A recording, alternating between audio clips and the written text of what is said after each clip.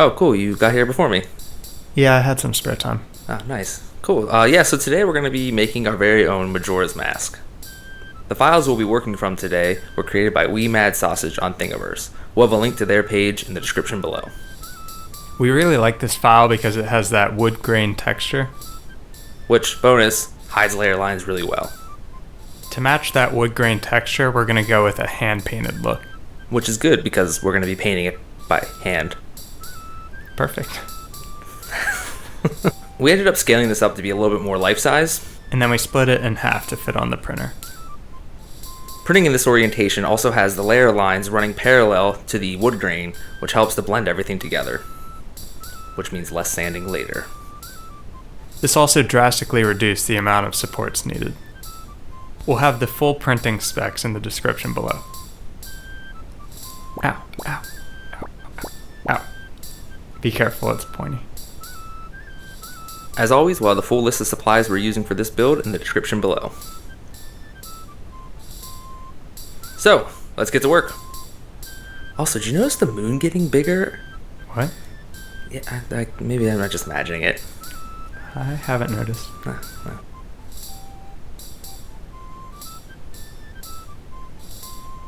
We're going to start off with some light sanding. We used 150 grit sandpaper. It doesn't have to be super smooth, we're going for a rougher texture with this project.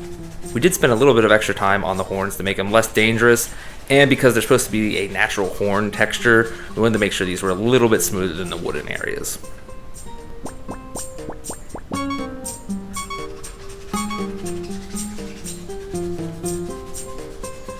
These Emery boards are also a great tool when sanding. And they can be picked up at most drugstores. Again, the wood grain is going to hide a lot of our crimes here. Spending a little bit of extra time on the eyes will also help out with the paint job later.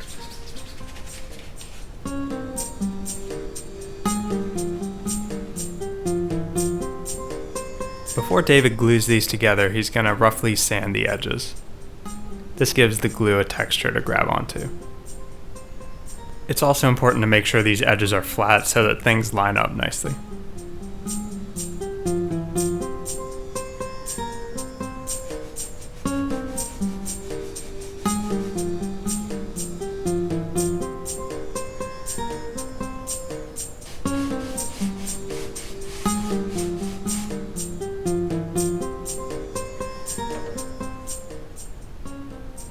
Now that all of our surfaces are ready, we can start the glue up. We're going to be using CA glue to hold these together. You don't need a ton here because you don't really want anything to squeeze out.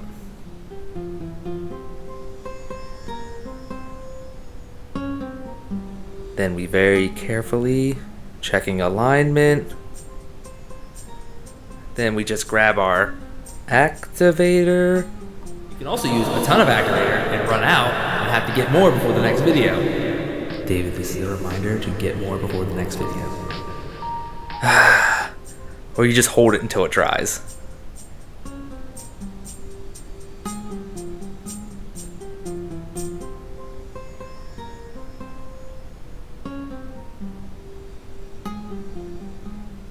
Next, we're going to give it a nice heavy coat of primer. And when we say heavy, we mean really heavy. This is going to hide any remaining layer lines.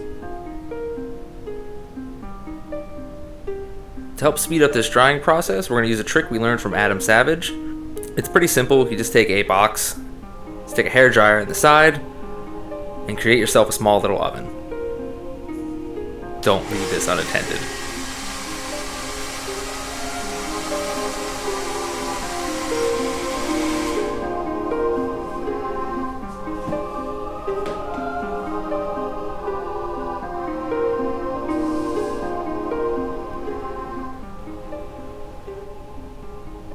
Now that the primer's dry, we're going to give it a base coat of brown paint to give it that wood color.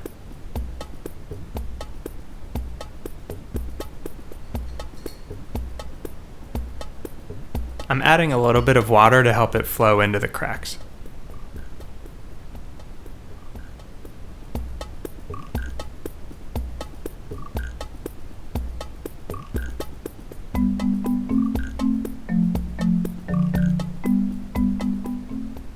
This doesn't have to be perfect, it's just the base coat, but try to get as much covered as possible.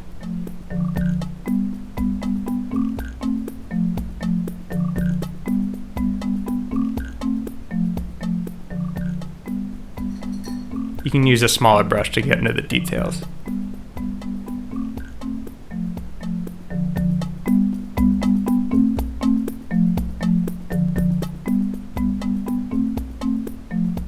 I'm using a blow dryer between coats to make sure it's dry.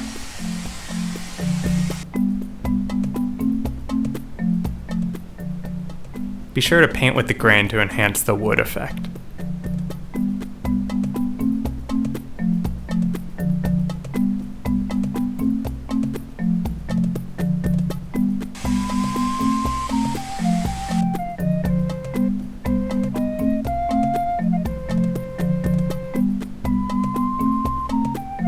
Then let this dry overnight.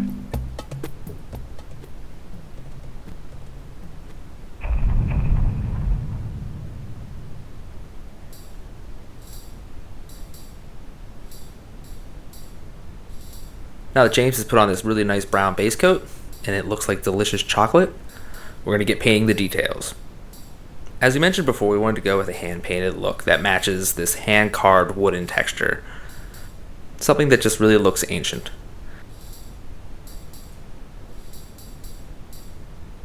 We're going to be using Vallejo model paint. These provide great coverage, and the colors are very vibrant.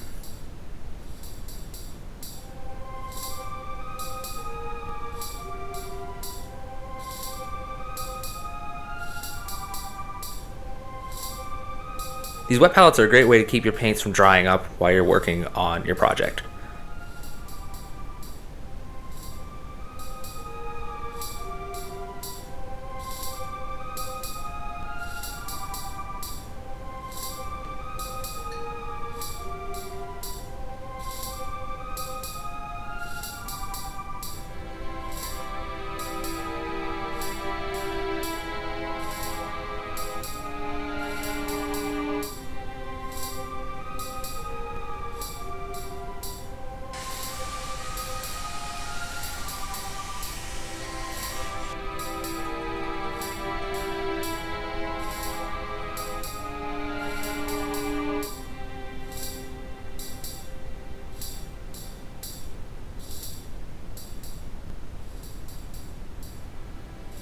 Not really going for any smooth transitions here.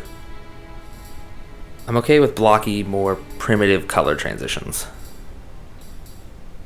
There's no real wrong way to paint this. So start simple and blocky and just sort of build up as you go.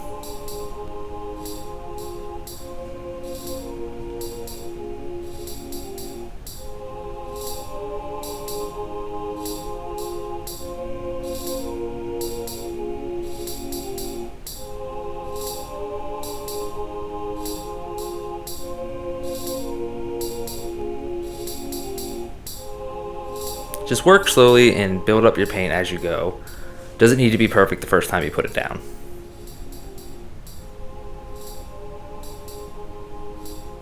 I'm not going for super smooth transitions here. I want to keep it so again it looks hand painted, it looks handmade, and it looks ancient. Really up that spooky factor. Now we get to start filling in some of the larger areas.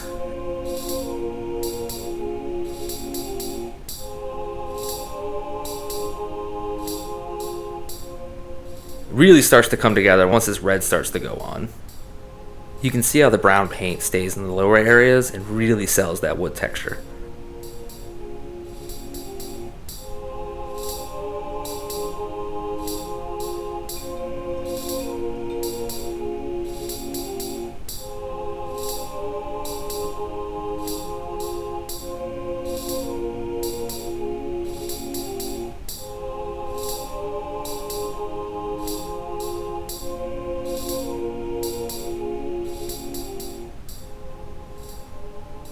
This blue is a little too vibrant, so I mix in a little bit of purple.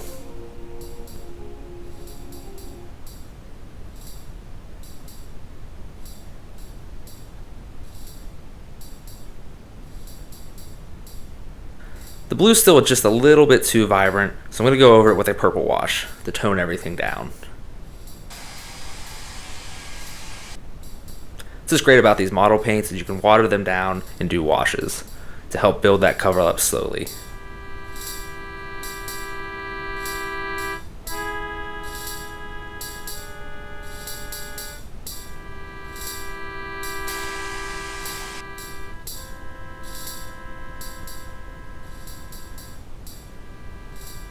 The horns we're going to mix together a cream color. I want these to look a little bit organic, almost as if they were taken from an animal.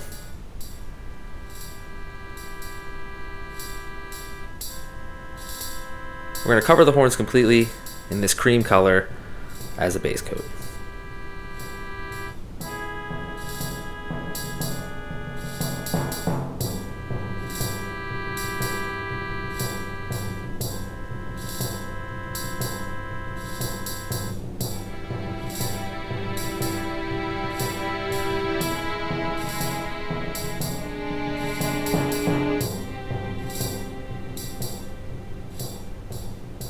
Just using a regular pencil here to sketch the details on.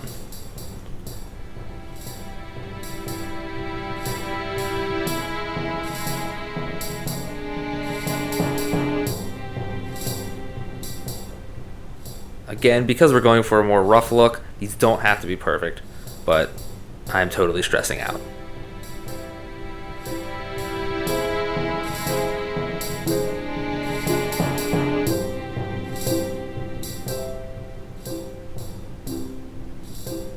Then you simply just hold your breath.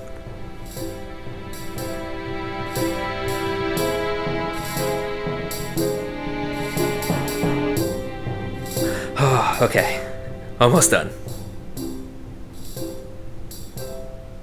If you're not perfectly symmetrical, like I am, doesn't really matter. The wood grain hides so many crimes.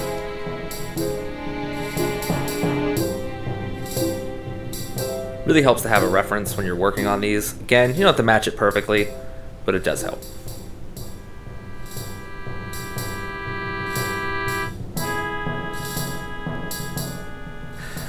Whew. I advise you breathe through the whole thing. Now each one of the horns is actually faded to a different color. I really wanted to go with a watercolor look that you can actually see in the DLC for Breath of the Wild. I think it's just sort of a nice thing to think that these horns were sort of dipped in ink to give them the color. Just using a little bit of paper towel to dab away some of the paint.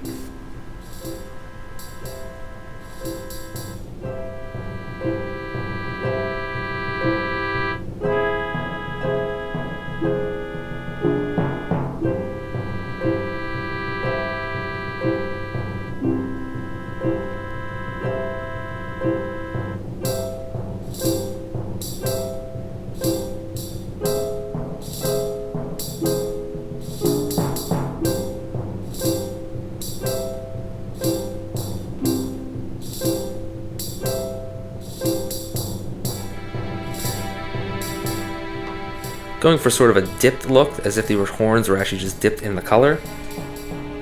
It's a great example of how you can interpret the source material and sort of make it your own.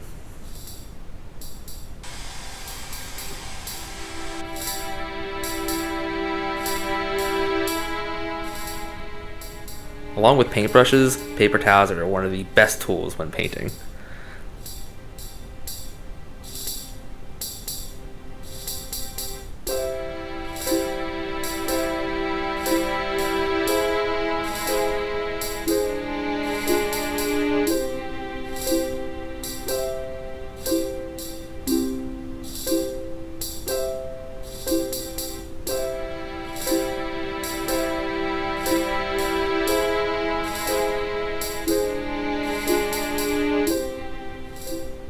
I went ahead and printed the eyebrow designs off at different sizes to make sure that we have one that fit nicely.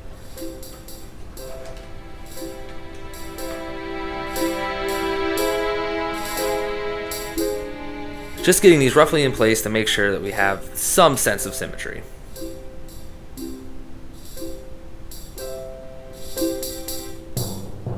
Then we just sketch around this with pencil.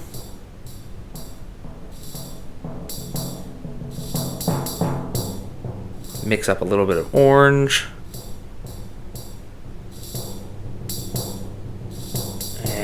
Resume not breathing.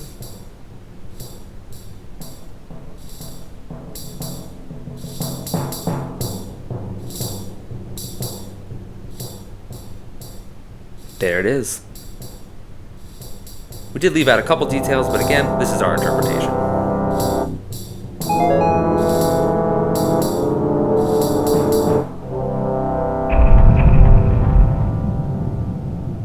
Interestingly enough, we were actually going to weather this one, but we decided after the clear coat that it just looks so good and so colorful, we just couldn't do it. We'll make sure to do some weathering in a future project. So this turned out pretty awesome. Yeah, it was a deceptively simple project. I mean, apart from the light sanding, this really wasn't a huge fabrication project.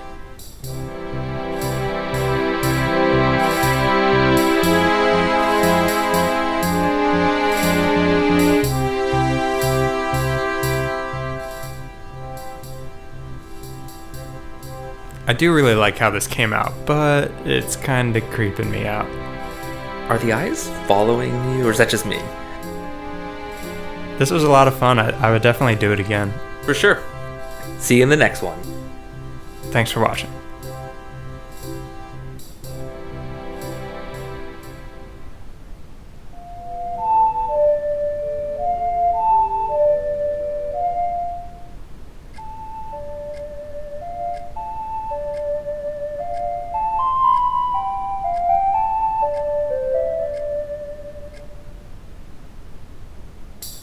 Oh, cool. You got here before me. Yeah, I had some spare time. Ah, nice. Cool. Yeah, so today we're going to be making our very own Majora's Mask.